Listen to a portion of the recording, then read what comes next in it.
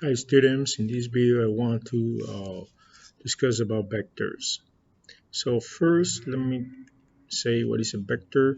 A vector is a physical quantity with magnitude and direction.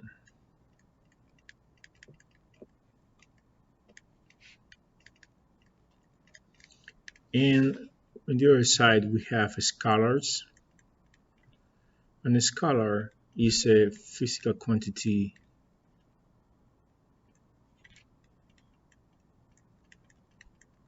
with magnitude only. So for example, velocity is a vector, while speed is a scalar. Mass is a scalar, but the weight or just force is a vector. Acceleration is a vector. Linear momentum is a vector.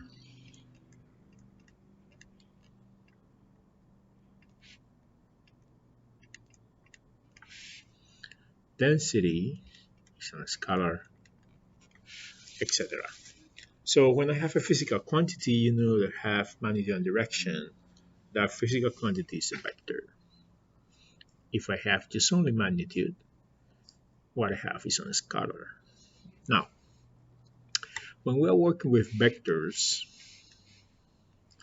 the first I want to show you is how we are adding vectors or doing operation with vectors graphically.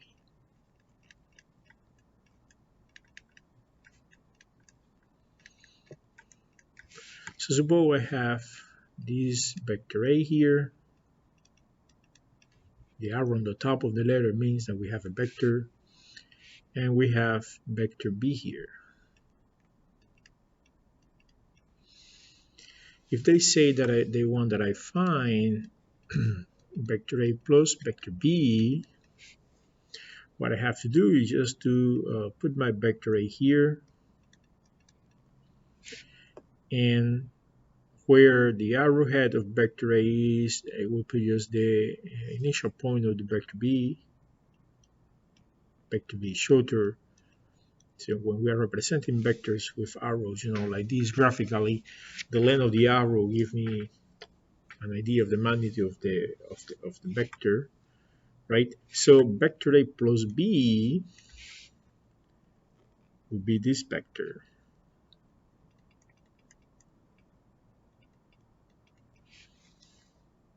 right? Now suppose that instead of uh, looking for the value of vector A plus B, we want to find A minus B. So if I want to find vector A minus vector B, basically what you have to know is that vector A minus vector B is the same that vector A plus minus vector B. That means what we have to do is to change the direction, reverse the direction of the vector B, and adding that with vector A, then I'm going to be fine. So if vector B points to the right, vector minus B is a vector with the same length, the arrow, but pointing to the left. So when I find this vector A minus vector B, what I'm doing is just, okay, I have my vector A here. Okay. And then I have my vector B here. So I will be subtracting my vector A minus my vector, minus my vector B. So I will be putting my vector B in this direction. And then what is going to be the vector A minus B? This one is my vector A minus B. Right? because you are subtracting from vector A to vector B, and the difference then is going to be a vector smaller than A and B magnitude. You can also have, for example, the product of vector times a scalar. So if I have, for example, that this is my vector C, and I say find 2C, that is basically to have the vector C twice. So you have C here, so 2C is a vector with the same direction that vector C, and 2I is the length, of the vector C. So 2I is the magnitude of the vector C. Now, notice the vectors are just there in the same direction. Sometimes I will have vectors in different directions like this. So I'm going to say add vectors.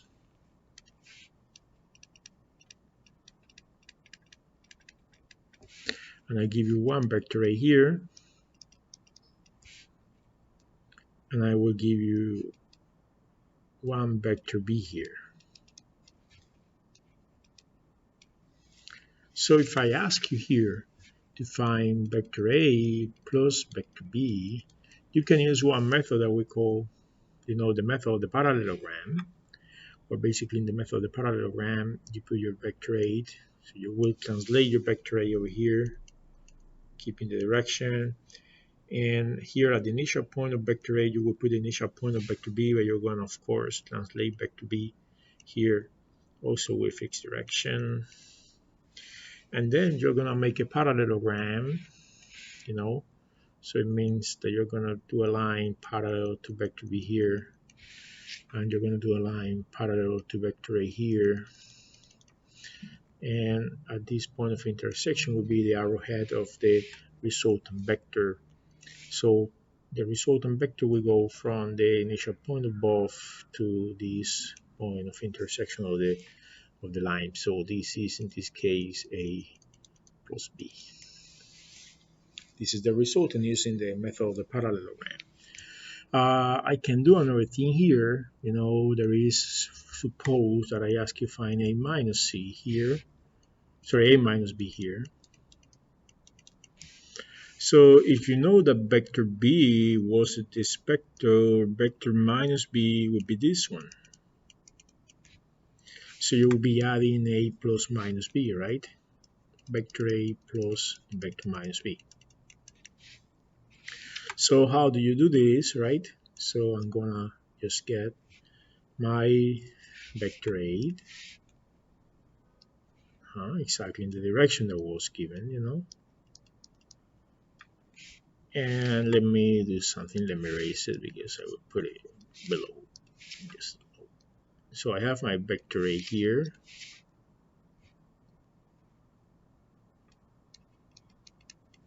And how is my vector minus B? My vector minus B is really in this direction.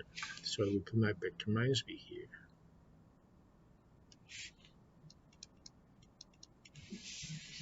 And now I can use the method of the parallelogram. Well, in this case, I'm going to use the method of the parallelogram. So I will be adding both vectors consecutively. So I put the vector 8 where, and this is another way to do it. So you can be adding vector using the parallelogram, or you can just use the sort technique. So that is, you put the vector A over here, and then you put the vector, whatever vector is, in this case minus B, or it could be B if it's like this, right? And then the initial point of the vector minus B is on the arrowhead of the vector A. So you join now the initial point of vector A with the arrowhead of the vector minus B, and that would be your resultant vector A minus B. So this is your vector A minus B. Right? So you can use also, for example, if you use the method of the parallelogram here, you're going to get exactly the same thing. So I have my vector A here. I have my vector minus B here.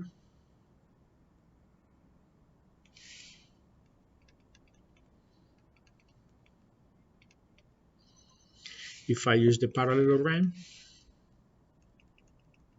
make a line parallel to vector minus b, make a line parallel to vector, sorry, this one is not parallel, a line parallel to vector 8,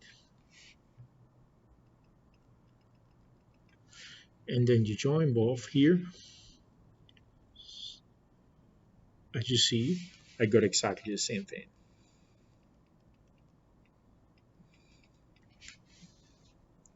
Right? So this is your vector A minus B. Now, we can also analyze then the components of a vector. So when we're working with the components of a vector, imagine, that we have the rectangular coordinate system here, xy, and I have a vector here of 50 newtons, it's a force, and have an angle of 30 degrees. Respect the x-axis. So you want to find the horizontal and vertical components of this vector. You're going to make a projection of the vector on the x-axis. So you're going to have this vector here. That will be fx. And you can make a projection on the y-axis. And then you're going to have this vector here that we're going to call fy. So now, if I want to find the magnitude of fx, fx is the adjacent side to the angle of 30 degrees. Why this vector of 50 newtons will be a hypotenuse. So if I have adjacent side and hypotenuse, the trigonometric ratio that relates the adjacent side and the hypotenuse is the cosine.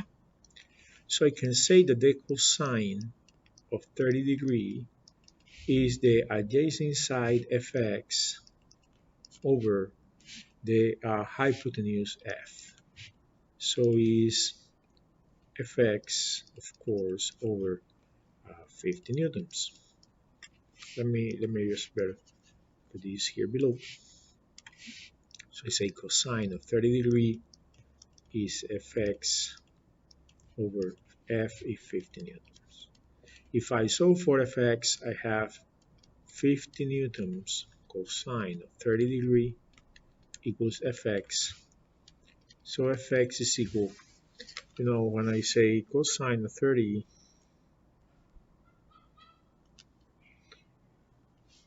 this is square root of q over 2 times 50 newtons.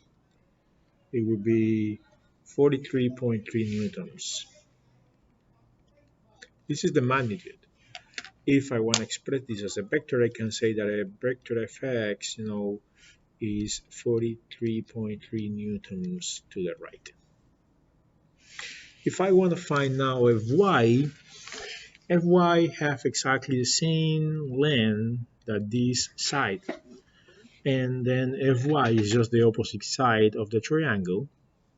So the trigonometric ratio that relates the opposite side with the hypotenuse is the sine. So I can say that the sine of 30 degrees, is equal to fy over f. So the sine of 30 degrees is equal to fy over 50 newtons. So 50 newtons sine of 30 degrees is equal to fy. So the sine of 30 degrees is 1 over 2 times 50, of course, then it's going to be 25 newtons.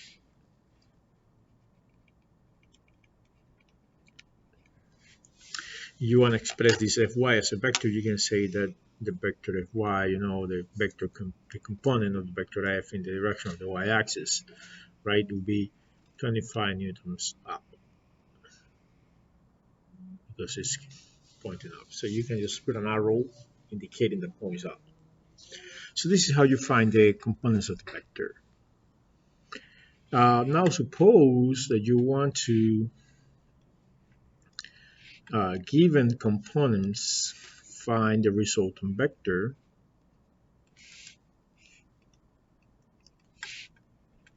So suppose we have here one component, there is 30 newtons, and we have another component here, there is 15 newtons. So what we want to do, we want to find the resultant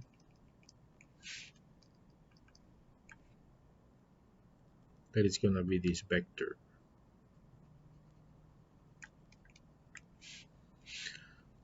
So these 50 newton, 30 newtons are forces, right? Because the units are newtons. So to find the resultant, we need to find not just the magnitude, also the angle theta, respect the x-axis. So I know that these 15 newtons vector I have over here have exactly the same length, that this side. So I know that these 15 newtons is going to be like one side of a right triangle, the half a right angle here in the intersection of the 50 newtons and 30 newtons. So just this angle over here will be a right angle. So the vector r will be like the hypotenuse. So you can say that r squared is equal to the square of 30 newtons plus the square of 15 newtons. So r would be the square root of 30 newtons squared is 30 times 30, so it's 900 newtons squared, plus 15 plus 50 times 15 is going to be 225 newtons squared. So r would be the square root of 900 plus 1 plus 225, 1125 newtons squared. So when you find the square root of 1125, this is 33.54. So let me say 33.5 newtons. So this is the magnitude of the vector r,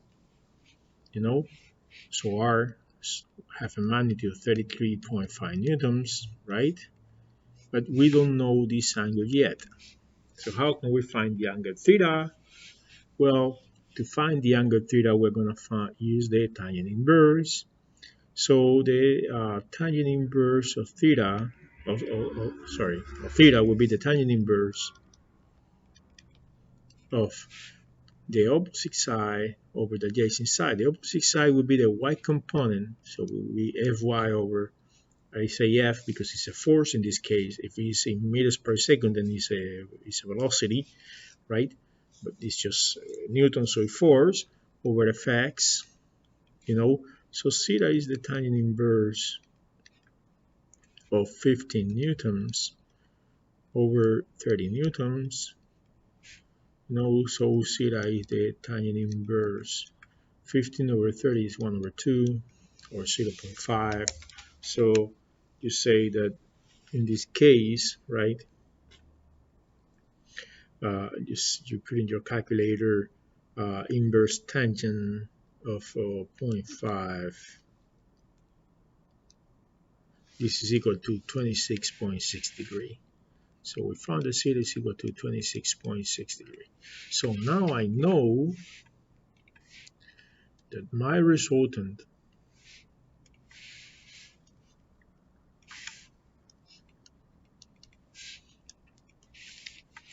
is going to have, it's going to be a force, of course, 33.5 newtons and have an angle of 26.6 degrees respect the horizontal. So I found here to know the components of the vector. That means the resultant of the vector. What else we can see here? Let me explain very quick what the unit vectors are. So when you have a coordinate system, we have, and then here I'm going to use all the dimensions, the 3 dimensions, we have some vectors of magnitude 1 that we call the univectors. The univector that is in the direction of the x-axis is called the univector I. The univector in the direction of the y-axis is the univector j, and the univector in the direction of the z-axis is the univector k. So we're going to be working really with the univectors I and j because we're going to be working in 2 dimensions only. So if now you have here one vector,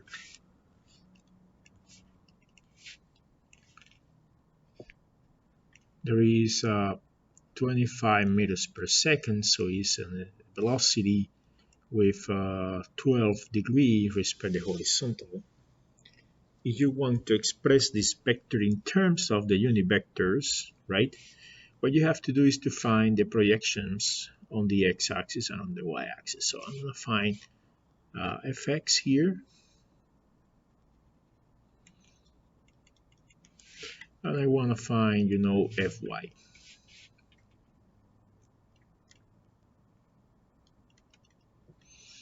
So when I find fx and fy,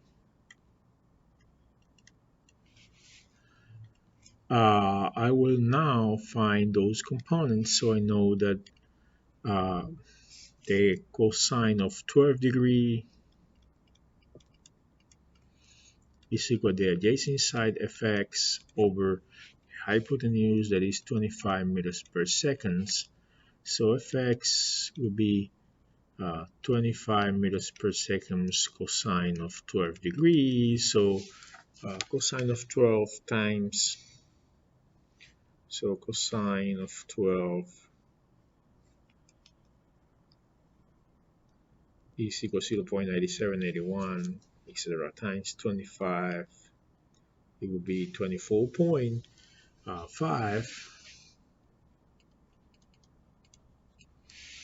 Now I'm going to do the same, so I'm going to find fy now.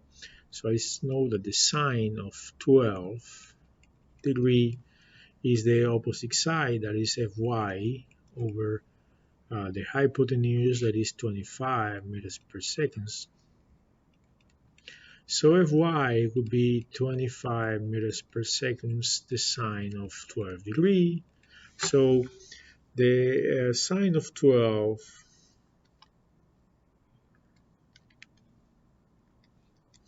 is equal to 0.2079, 11, 69, etc. times 25. This is 5.2, 5.197, so this is just 5.2 newtons. So once I know fx and fy, I know that the vector f,